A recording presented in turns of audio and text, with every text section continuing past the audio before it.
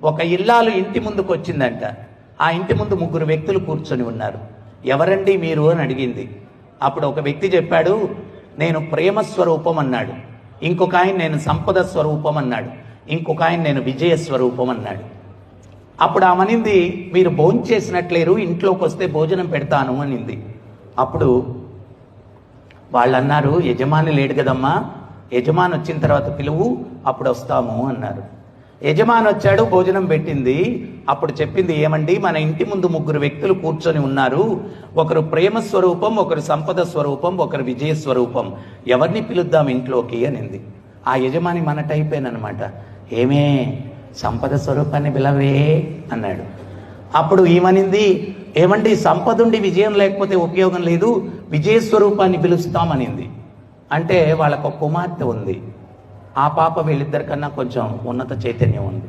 ఆమె వచ్చి ఏమనిందంటే, తల్లిదండ్రులారా, సంపద విజయం ఉండి ప్రేమ లేకపోతే జీవితాలు నిరర్ధకము, దయచేసి ప్రేమ స్వరూపాన్ని పిలవండి అని ఆ పాప చెప్పింది.